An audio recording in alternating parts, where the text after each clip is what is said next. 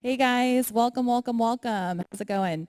Feel free to slowly make your way to your seats or continue the conversations outside in the hallway.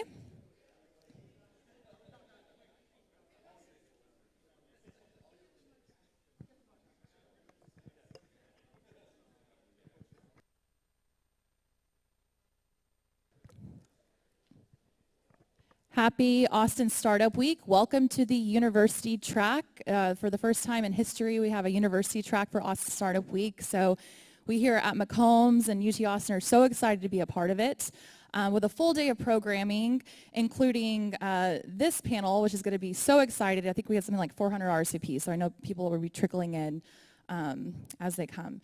So welcome. I just want to introduce our incredible attorney here on stage who's going to talk to you about all of the mistakes you shouldn't make as a startup. Mr. Brad Gold is a full-time lecturer here at McCombs with one of the largest student loads on campus. He's the youngest professor in our master's accounting program. He's helped nearly 50 students in business law and ethics course find paid jobs or internships with ethical Austin companies in the past year. He's also the co-founder and COO of Maryland, a company designed to put an end to predatory lending and debt cycles. So without further ado, we're so lucky to have Mr. Brad Gold.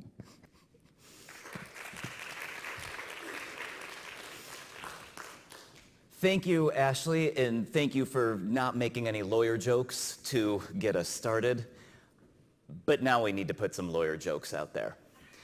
Because the reason that we are here is to talk about finding good legal help for startups. If you are entrepreneurs, getting you set off in the right direction. If you're not an entrepreneur, but just involved in the startup scene, or maybe you're an attorney or business person and just want to get some greater insight into what's going on here in town, that's all the kind of stuff we're going to be covering over the next hour. Now, I don't know why we called it a panel, because I'm just the only person up here, but that means that we get to do what I typically enjoy when I'm up giving any kind of speech, and that is it's supposed to be a conversation, not a speech. So all of you can be my panel. That way, we can make sure we cover what it is that is useful and informative to you. Your time is valuable. You've taken time out of your jobs, your daily life to come in here for an hour, so I want to make sure that we make the most of this time together. So on that note, does anyone have any good lawyer jokes to start off with? Or everyone just hates lawyers so much you can't even make jokes about it anymore? There is a joke out there that there aren't any lawyer jokes, because they're all true. And I saw a lot of that in my career and in my legal practice, which is a big part of what led me to be here in this position and also speaking to all of you today.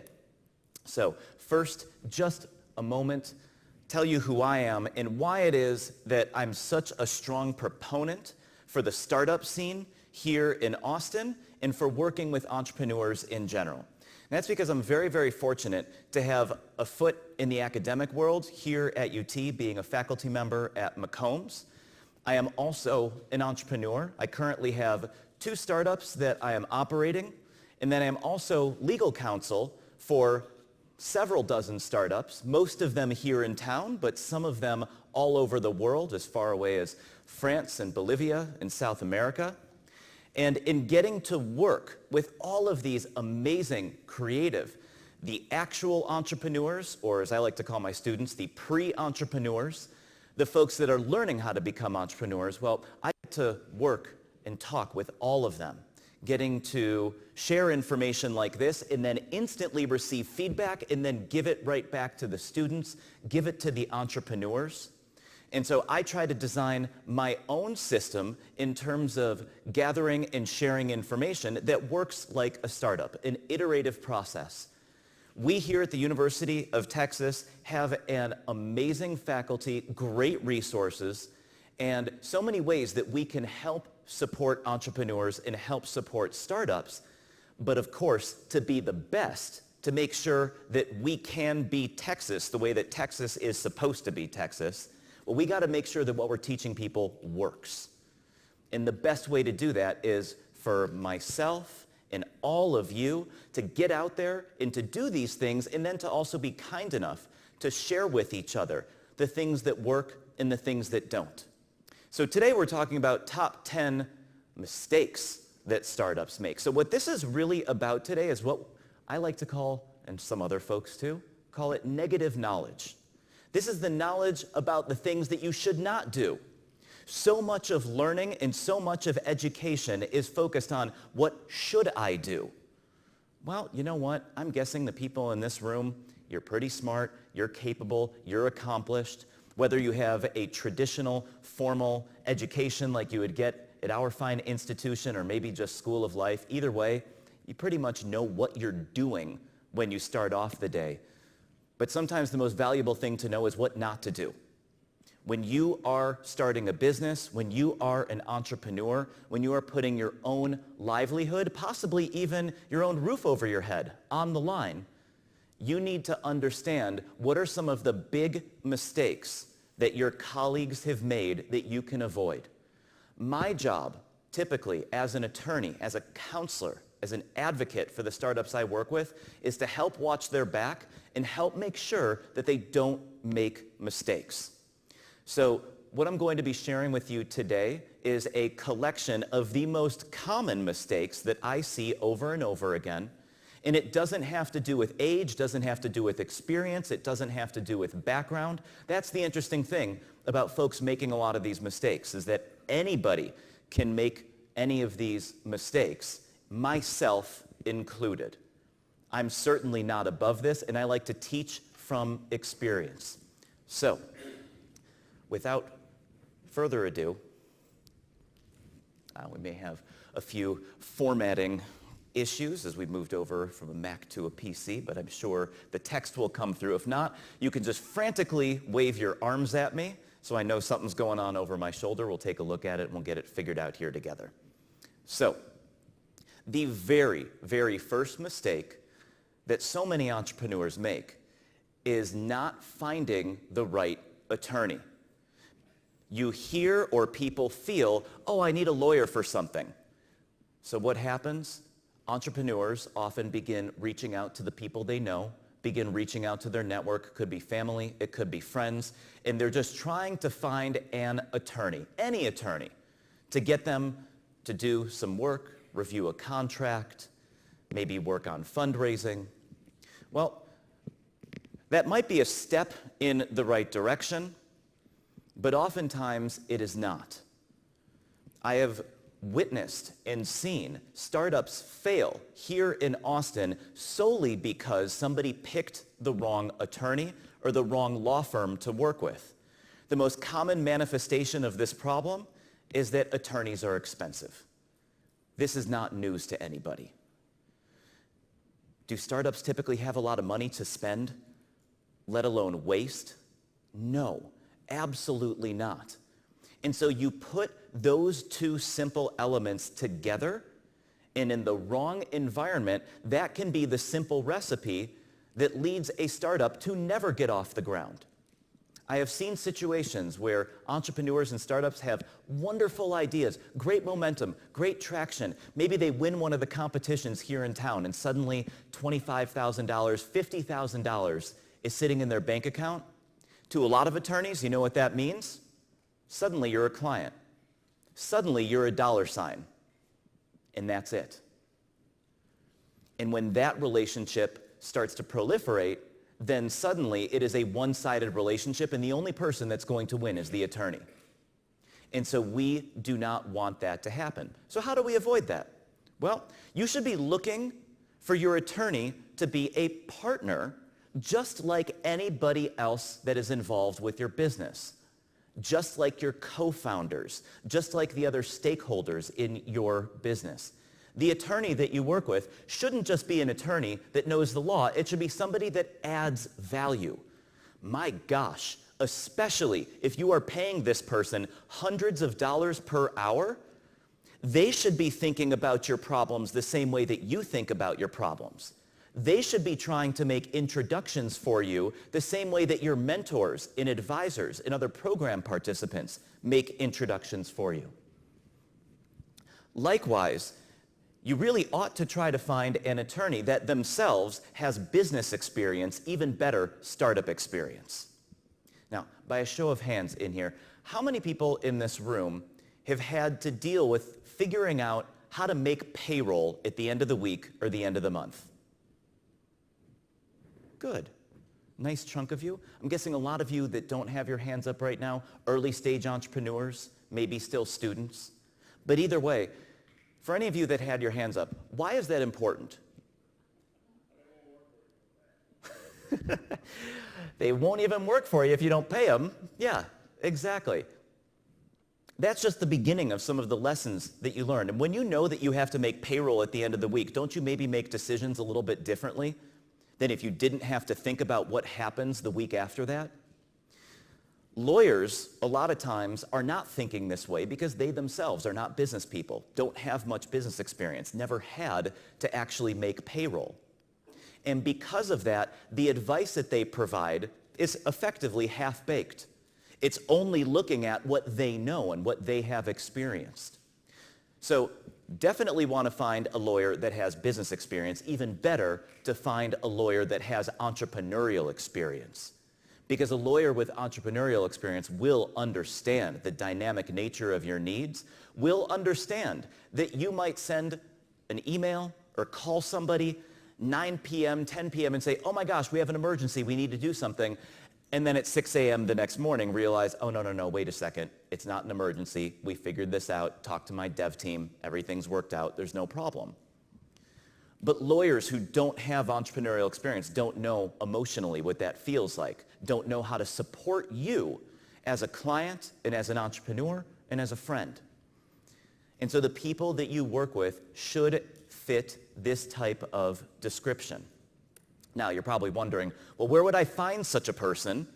Well, here in Austin, I can provide you with a few recommendations. I know that there's some other attorneys out there that are great and would definitely fit this description. But as an entrepreneur, I don't like to point out a problem without also giving you a solution. So shameless plug, of course, you could always reach out to me and some of the other attorneys at my law firm. By the way, our law firm, Grable, Martin, and Fulton, PLLC, we are the largest virtual law firm outside of California. And we were specifically set up to help serve entrepreneurs. The other two people that I have listed up here, Malik at Jiba and Ripon, and Tim at Cleveland Terrazas. These are some other attorneys, some great professionals that I've simply just met, done business with. I'm friends with them. And so, yes, I'm obviously pointing you in the direction of people that I know, but the people that I know and the people that I'm fortunate enough to work with are also people whose interests are aligned with what we're talking about today. And you as an entrepreneur, they'll be able to embrace your story and your journey so that hopefully you can get the assistance that you need. By the way, like I said, at any given time, any of you have any questions, any comments, want to jump in, please, please, please raise your hand, spit something out. It's all good. We want to get everything out there in our brief time together. Okay, so if we don't have any questions, let's move on to the next mistake. The next mistake has to do with contracts. Now, we as business people run into contracts constantly. In fact, we see them so often, we typically don't even pay attention to them. When was the last time you read the terms of service to a website that you visited? Oh, we've got a couple of people. Care to share? It's part of my job. Okay, and what job is that? I'm IT, Okay, good. Well, I'm glad you're reading them. That's a good start. And you? I write end-user licensing agreements and IT contracts, so I know everything. Fantastic. Well, at least the industry people are reading them. And did I see a hand over here? Yeah? When building a website, you got to pay attention to the international laws that are associated with accessibility and security. Ooh, okay, you are absolutely correct. And building a website, paying attention to international laws, in fact, we'll get to that in a few minutes.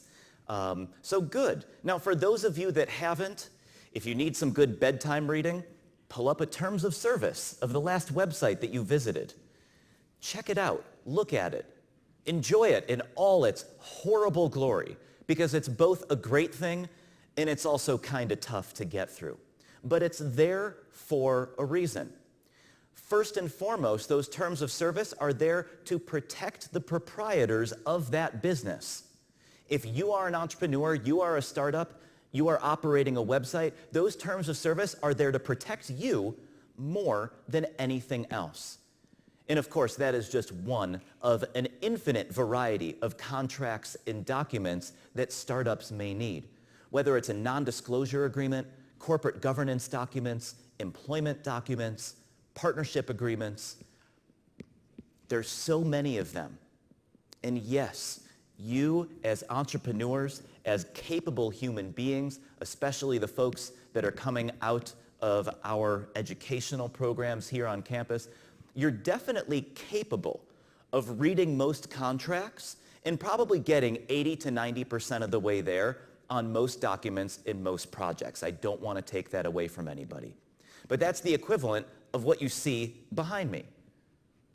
When somebody who does not work with contracts every day picks one up and views it, you're dealing with a stick figure. A nice one, but a stick figure no less. And what we as entrepreneurs and startups need in this city, we need something nice. We need something that is properly tailored to our interests and our needs as a business. And if you just pull a stock document off of a website, or worse, off of another company's page, well then you might end up with terms and conditions that don't really protect you. A contract, as I talk about in my classes, is ultimately a two-dimensional representation of a three-dimensional world. When you think about what a contract actually does, terms of service, for example, in the real world, there are multi-dimensional relationships between your company, your website, the visitors, government authorities, and that's just the beginning of the list. So we have to flatten that whole thing out and try to put it into a document that then, of course, gets to be as long as the Dead Sea Scrolls when you're trying to get through them. But there is a good reason for that, and that is because it's there to protect the entrepreneurs and the proprietors that are behind that website. Now, above and beyond that, let's address a couple of myths. Let me give you a couple nuggets of knowledge to also take away with you. Number one, who here thinks that oral contracts are worthless? For anybody that hands their hand up, why?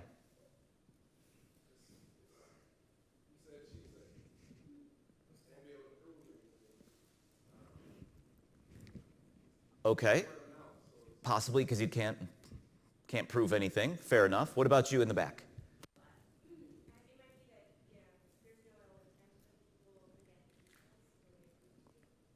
Yep, details. Those are great points, and they're both absolutely true. One more here, yeah? You don't have clearly aligned and defined expectations on the same, like on paper, for people to back reference, especially as life changes, people feel differently, and ultimately if it goes to court, then you can't back that up. Yeah, that is all absolutely true. Now, taking that bit of information and taking the practical nature of oral contracts and oral agreements, it would certainly seem like they aren't worth the paper that they're written on, and that's because they're not written on any paper. But in reality, they are every bit as valid and enforceable as a written contract. Of course, the practical issues you raise, though, can also come up and make them effectively very, very difficult to enforce. That brings me to my second point, and that is, we like to think that when we spend the time putting a contract together with somebody, that it is going to prevent problems. No. Contracts do not prevent problems. People prevent problems. A contract will not wash over a bad business relationship. A contract will not magically make your worries disappear if you are concerned about whether somebody is going to pay you if you are in a business relationship with them. All a contract actually does is provide the parties with recourse in the event that something goes wrong. All the more reason to make sure that the lawyers that you work with are drawing up good contracts and not making you a stick figure. By the way, to harken back just to our first point for a moment, some lawyers, I'm not saying all lawyers do this, but a lot of them, especially at larger firms, you interface with somebody that's a partner that's typically more experienced, somebody who tells you all the right things and all the things you want to hear, but guess what's happening in the background? They're giving your work to an associate that's only been maybe working for a year or two, and then you're still just getting a stick figure. So always, always, always be mindful of that when you are speaking with attorneys, to ask them, are you going to be doing the work, or are you going to give it to somebody else? Want to make sure that you get the right help and the assistance that you need. Okay, next, to touch on your point. Another mistake that a lot of startups are making and entrepreneurs are making is either refusing or failing to understand what kinds of laws actually may apply to them and their company and their technology. The big one right now, GDPR, the European Union's General Data Protection Regulation. Yes, this is a European law passed by the European Parliament that is primarily enforceable in the European Union, but this law has some interesting features that allow the European Union to enforce this law effectively worldwide. Statistically, somewhere between half and 2/3 of the companies that are actually impacted by GDPR don't even know it. I think sometimes it's just a refusal to believe that a European law could apply to us, because at the outset, that doesn't really make a heck of a lot of sense. Europe has all kinds of laws. None of them apply to us here in America doing business as Americans, but this one does. And therefore, it should start to open our eyes to say, well, wait a second, what other kinds of laws might apply to me or my business that I should be aware of? Working with a good attorney, somebody that has a good business background, an entrepreneurial background, will be able to give you some holistic insight into laws, up, down, left, and right, that may impact you and may impact your business. Just as another quick example, when I'm speaking with entrepreneurs here in town about what kinds of laws may apply to them on the data privacy side of their business, a lot of people don't think of employment laws, but guess what? Here in Austin, just in Austin, we have a city ordinance, we have a law called the Fair Chance Hiring Law. Anyone here know what that is? Care to share with us? Yeah, you can have a box on the initial application that indicates whether or not you have a prison record. You just apply, and that can be asked later in the process, but it's not allowed just pre-screening. Absolutely correct. We have regulations in place regarding when and how we can ask somebody about their criminal background, or if they even have one. So somebody's criminal history, you could imagine, would be very personal to them. Might even want to call it personal information. Maybe in the same way that our health history is personal information. It's something about us. It might speak to one element of who we are, but it certainly doesn't give everyone the whole picture. So the information, the data about somebody's criminal background falls under the scope of data privacy for websites and business services, including those that are impacted by GDPR. So that means that businesses here in Austin, especially SaaS-type businesses that are just projecting their services anywhere out in the world, may have to deal with European laws, may have to deal with local city of Austin laws, and everything in between, and that's just for data privacy.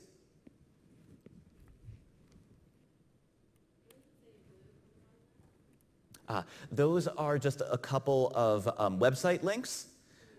Yes, I can, absolutely. Yeah, that didn't show up so great on here. First one is just eugdpr.org.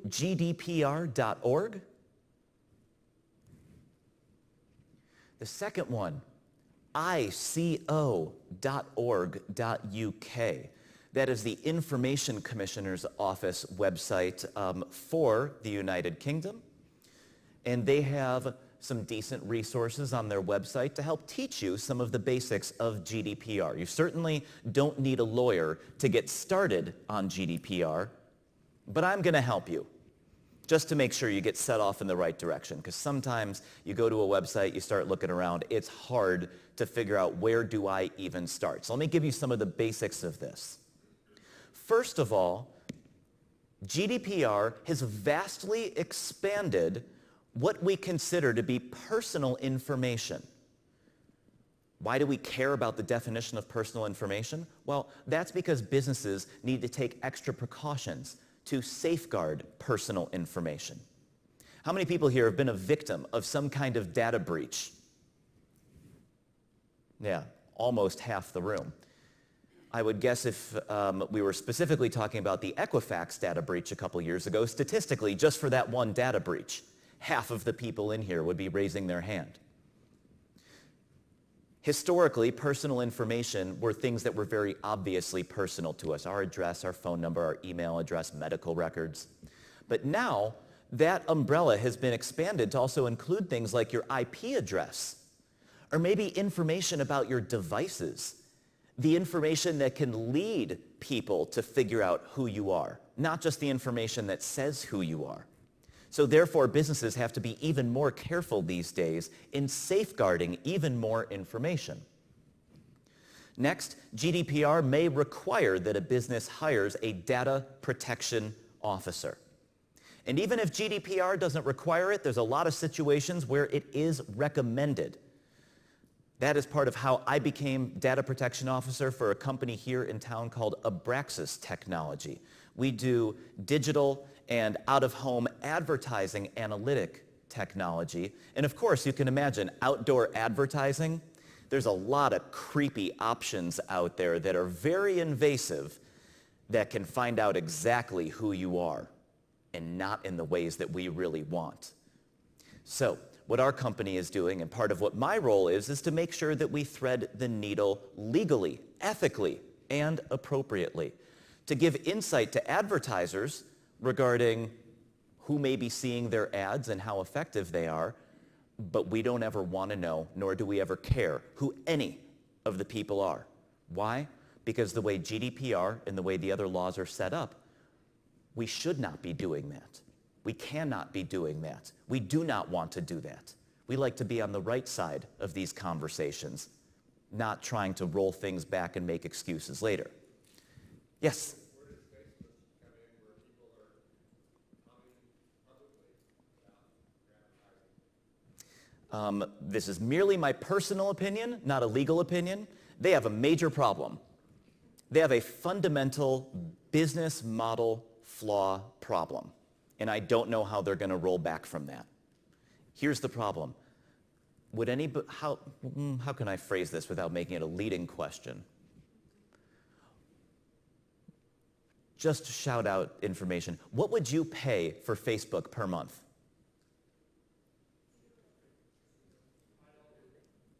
One person, I think, said $5. Okay. You would pay $30 for it per month? Okay. So we've got two people in here who are willing to pay for it. I don't know if you two can kind of support the rest of us. But statistically, and based on the data in research, very, very, very few people are willing to pay for it, and typically those that do, just pennies. And then the other side of that equation is that research shows that on average, nationwide, we individually believe that Facebook owes us each about $2,000 for all of the data that we have given to them already. So how they're going to extricate themselves from this business model problem, I do not know. Only time will tell. And yes, I'm so happy that you brought that one up, because at minimum, even for the big companies where it might be hard for us to do something, at least we can have conversations about it. Better to have the conversations not on Facebook, too. So the red is not showing up too well on here, but what you see there is that GDPR effectively set up a Bill of Rights for data privacy. Our friends in Europe feel that data privacy is so important that they needed to focus on the 8 issues that we could all agree upon businesses should be able to do on our behalf. And not all of this is foreign to American law. For example, I think it was about 20 years ago that we finally passed a law that allowed us to take our cell phone numbers, or landlines for that matter, to whatever carrier we wanted to. Just because I had one phone number with AT&T and I wanted to go to Verizon, AT&T couldn't keep my number. That belongs to me. So we do have some seeds of this thought process in American law, but not quite like this. So what GDPR requires of all businesses that are affected by this, which, by the way, in a very general way means if you have any European employees or you reasonably are selling to any European citizens, there's 8 things we need to do. First, company has to inform its users of what it is they're doing and what data they have, the right to be informed. Number 2, provide a right of access. If the data, after all, is yours, and if I have it at my company, well then, shouldn't you have access to it? Shouldn't it be wrong for me to say, no, you can't have this, no, you can't touch this or see this? Number 3, you also have the right to make corrections. Anyone here ever had some kind of error in a credit report? Were you successful in getting the error corrected? Yeah? How long did it take you? 6 months? That sounds about right. What about in the back? About 6 months. Isn't that 6 months of your life and time that you wish you had back? I doubt that that was a fun process to go through. And 6 months is on the low end of the spectrum of what I've heard. And so providing people with the right to correct those errors is very, very important, very good for consumers. Number 4, the right to be forgotten. If a business pulls your information and then you don't want them to have it anymore, you don't want to be associated with them anymore, then we should be able to ask them to then get rid of it. Forget about me. We're done. Number 5, the right to restrict processing. This applies to businesses that use personal data for some kind of automated decision-making. Automated decision-making can be very dangerous because even well-intentioned and properly set up algorithms can always have unintended consequences. They could have discriminatory consequences. And so if you just simply don't want to be a part of it, you now have the right to restrict that processing and tell a company, I don't want my data put through your system. Number 6, just like the phone numbers, right to transport data from company to company. Number 7, the right to object, the right to opt out, and the right to retract consent. So GDPR is now telling us that even if you tell a company up front, yes, you have my consent to send me these emails, yes, you have my consent to do business or charge my credit card, you can now take that back whenever you want to. And last, number 8, the right to object to automated decision-making altogether. I say that this is arguably the most costly element because so many businesses and startups are focused exclusively, the value that they provide to the marketplace is actually that they've automated some kind of decision-making, automated some kind of process. Well, GDPR is here to tell us that, you know what, maybe, just maybe, not everything should be automated. Yeah.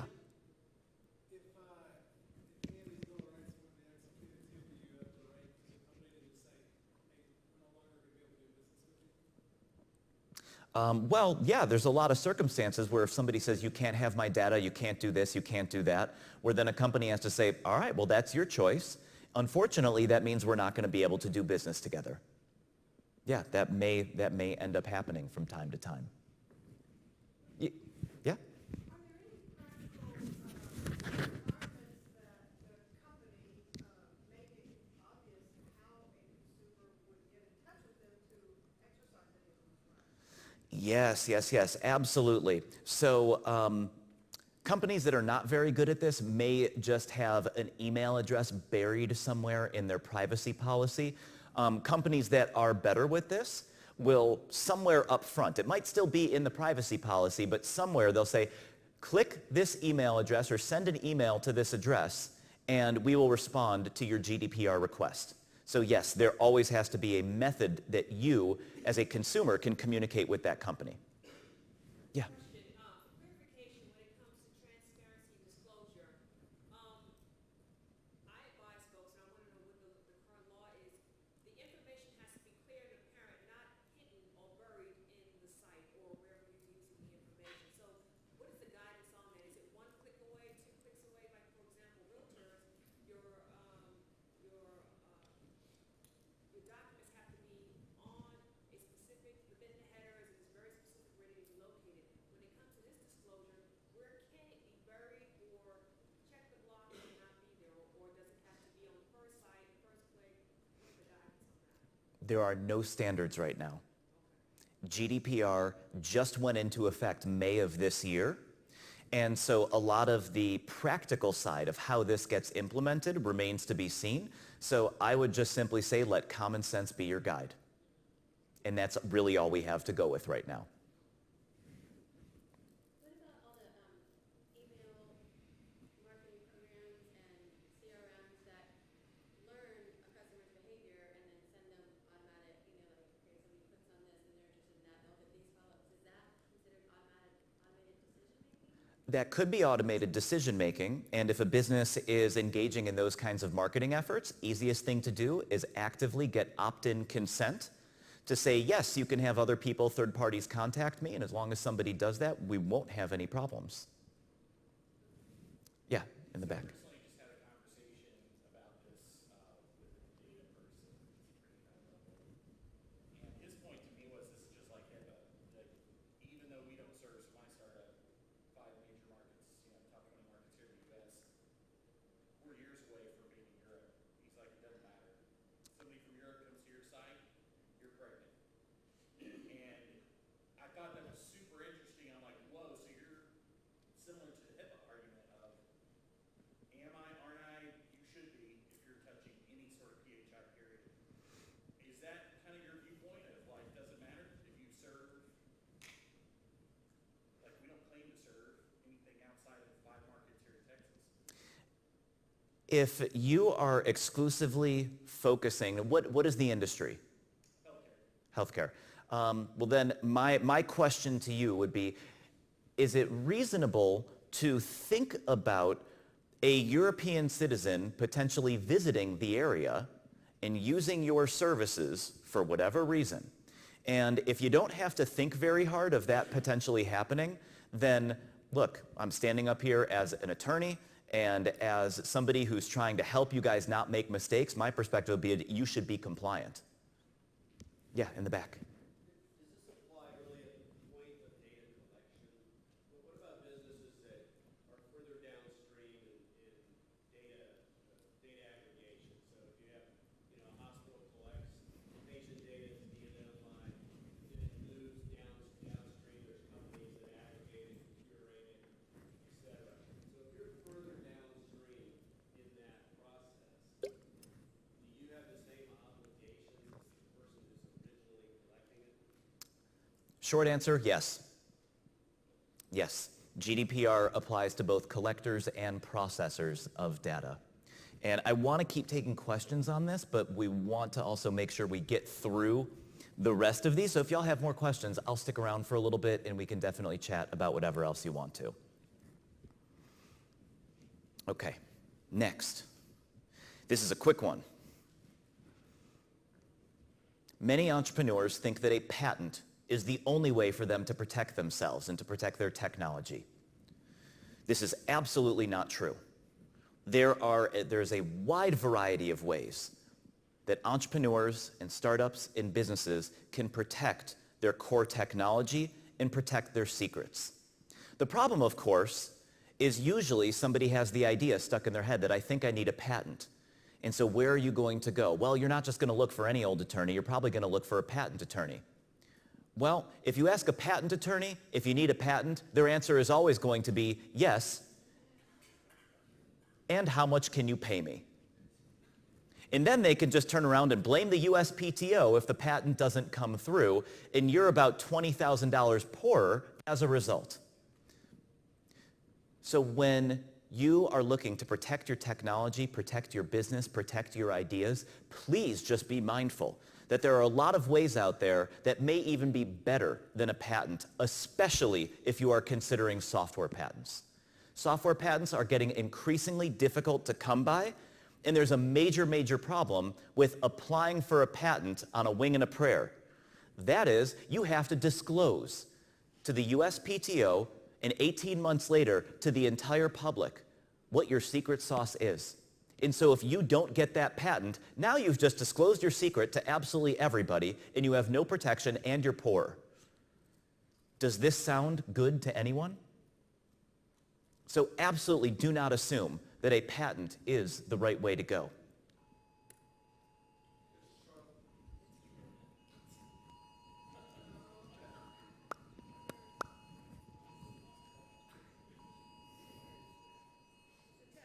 Pre-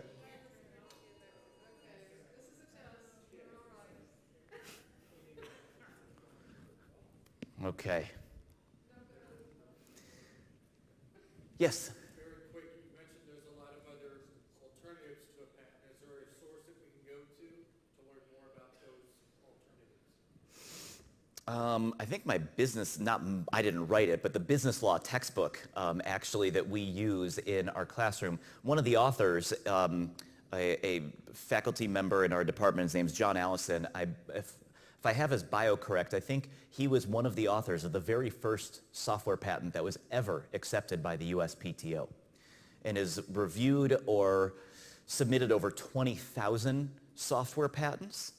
And in his view, he just says, yeah, all the other major areas of intellectual property, trade secrets, copyright, combinations of contract law and trademarks, these are all ways that we can actually use to protect patents, because what made sense in the 70s, 80s, and 90s does not continue to make sense today. Okay.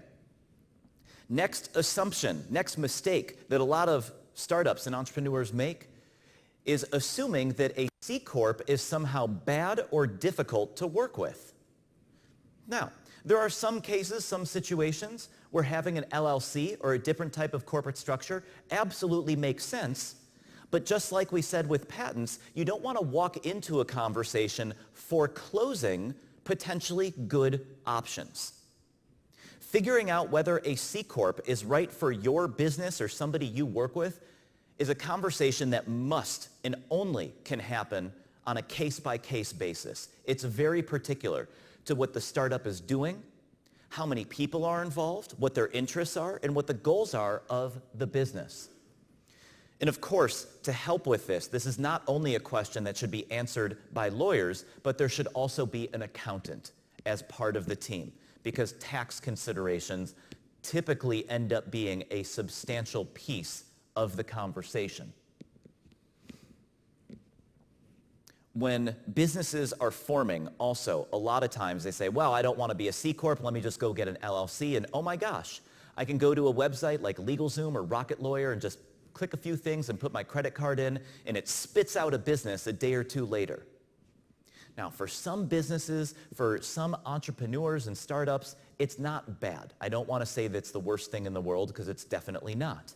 However, those stock documents and those stock websites, you are truly just getting something off the shelf, not something that is properly tailored for your business and for your needs. When you are running a startup and when you are an entrepreneur, you will have unique needs. And so your business and your documents and even your business form should be reflective of those unique needs. Yes? One quick question. There's a fallacy about LLCs don't provide, you can pierce the veil. As a C Corp, the one critical part that protects you is called piercing the veil. And the attorney told me that's why I'm a C Corp, because I deal a lot with government state. LLCs have every bit as much liability protection as C Corps as long as corporate formalities are followed. That's actually the beauty of an LLC for a lot of people, is that you get all the liability protection, but you don't have as many requirements to maintain the entity. Now, where that argument holds true is if we go out internationally, because a lot of foreign countries do not recognize our LLC structure, which means you may not have any liability protection doing business overseas. But here in the US, you should.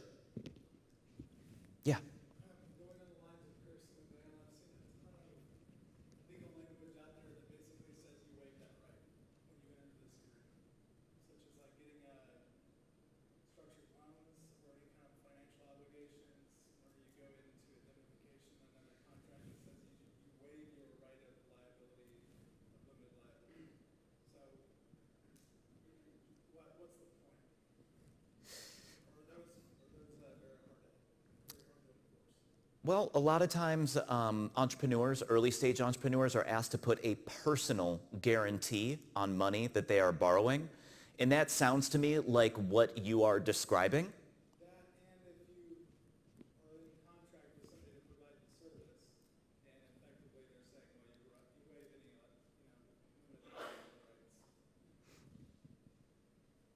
rights. Without knowing the situation, and I don't just want to be cynical and jump to conclusions, but yeah, I would say that's another reason to always read the contracts carefully, because you certainly don't want to sign away your liability protection. And also, then you should be asking yourself, remember, contract is a reflection of a three-dimensional relationship. You should be asking, why does somebody else want me to lose some protection? Why does somebody else want me to not be able to operate with the core reason that we have business entities, which is to reduce risk, to encourage us to get out there and try new things? So ask yourself that the next time you run into that issue.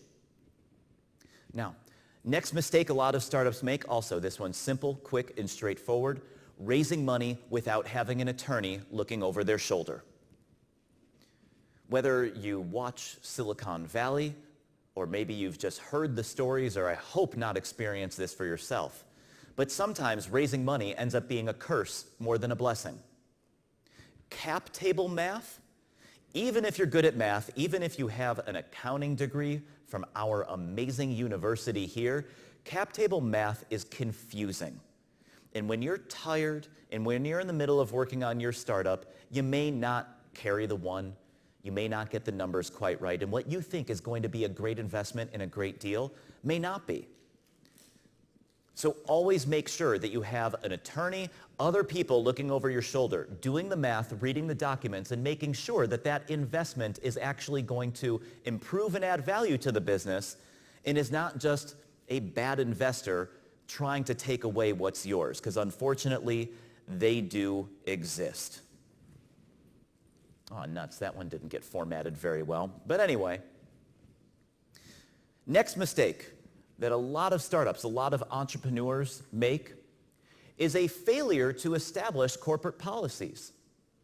You know, a lot of entrepreneurs and a lot of startups head in this direction because they say some version of the following to themselves and just say, corporate life is not for me. 9 to 5 is not for me. The cubicle office environment is not for me. And then the reaction, as the pendulum swings in the other direction, is to have an open, fun office. We see them all over town here, and that's great to have the keg in the corner and the ping pong table up here and to have flexible work hours. But you're still running a business.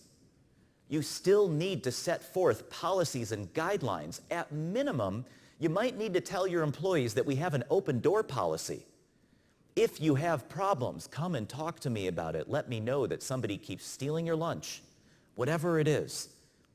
Because ultimately, if we fail to have policies, that is a recipe for all kinds of problems, legal, life, and otherwise. So we absolutely do not want that to happen.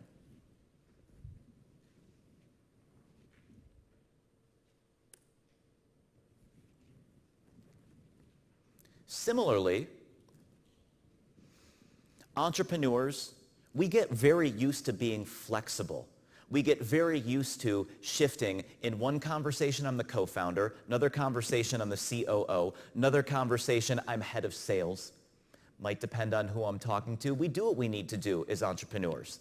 In titles, especially in a startup, and especially if there's just 1, 2, or 3 of you, they're kind of meaningless because we all end up doing everything anyway. But we cannot continue to carry that flexibility through when we are actually trying to grow and scale our businesses. Because if we fail to set forth some of that structure, then what happens is, and I've seen this starting to happen, even when a company only has 4 or 5 employees, that people do not necessarily know what they are supposed to be doing, when they are supposed to be doing it. They don't even know what lane they are supposed to be in, let alone stay in their lane. Because as businesses grow and as we add team members, we need to make sure that they become a part of the team and not just somebody who's joining the chaos. So a few tips to address the last couple of slides. Let's make sure that we recognize, as we are wearing many hats, as we are moving quickly and working hard, that we don't overlook the core stuff that is so important.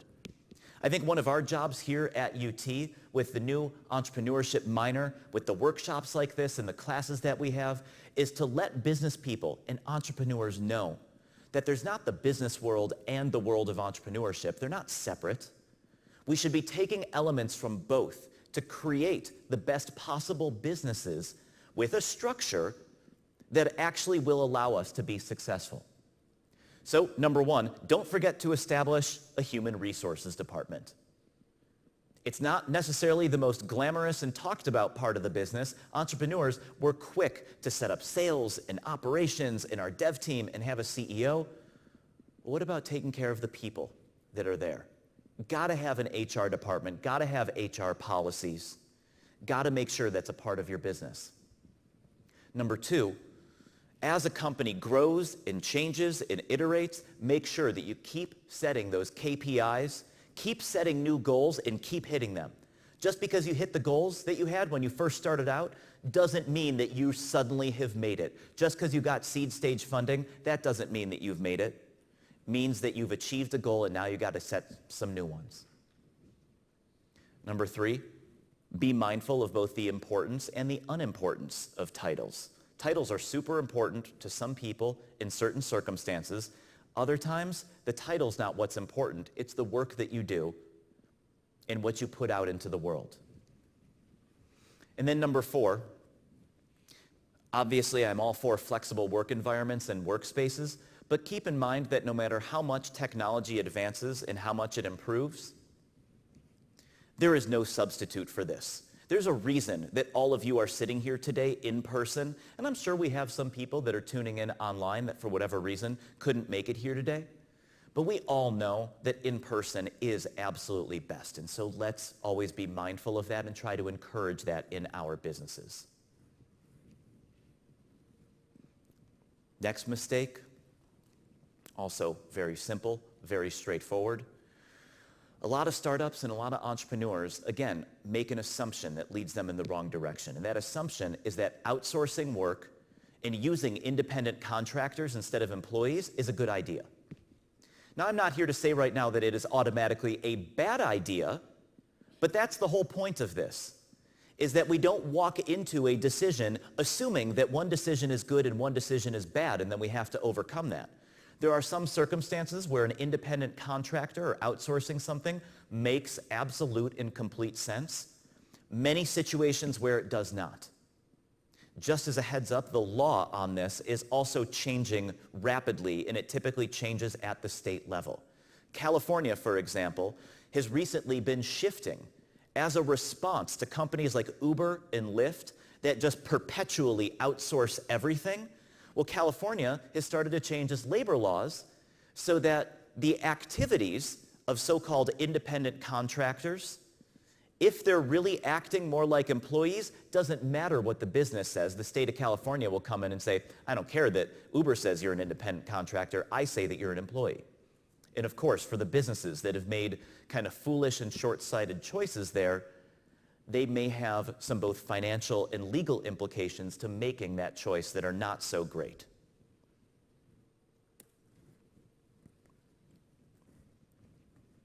And finally, our 10th mistake, something I see entrepreneurs doing all the time. Not just in the legal realm, but in general. Now, entrepreneurs, usually, we probably have at least one screw loose somewhere in our heads. We don't start doing these kinds of things unless we might think a little bit differently, unless we're willing to take risks. But for those of us that take risks, we also love it when somebody finally says, oh my gosh, you're not crazy. I actually see what it is that you're doing and agree that it might be a good idea.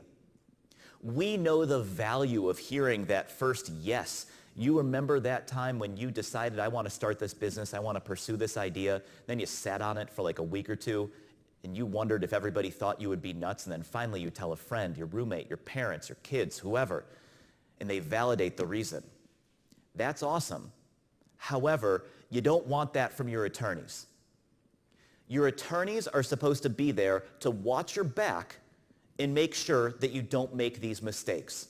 If you start working with an attorney that just says yes to you all the time, don't work with them anymore. Their job is to help point out all of the crazy ways that something can go wrong that you haven't thought of yet, but in their wisdom and experience, they say, hey, this contract looks great, but have you thought about this? Have you thought about that? Have you thought about how this could go wrong?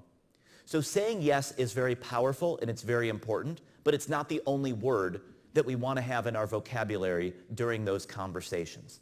And when we tie a bow around this, back to the very first slide of picking the right lawyer, we want to make sure that our lawyers and the people we work with are self-aware, not going to sit at a table all together and because 3 people said something was a good idea, say, yeah, that's a good idea. Yeah, that's a good idea. Oh, that's a really good idea. Okay, yeah, sure, let's go ahead and do this. We don't want to be victims of our own conversations and our own momentum.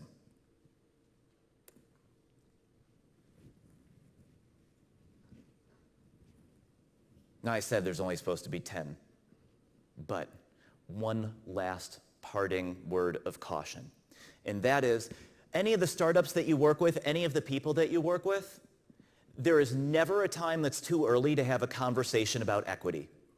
So many relationships and so many businesses have been soured here in Silicon Valley, Research Triangle in North Carolina, everywhere else, because people weren't willing to have that conversation or they were scared to have that conversation. They made assumptions in their head about what they thought they were worth. And it's not the same thing as what somebody else thought.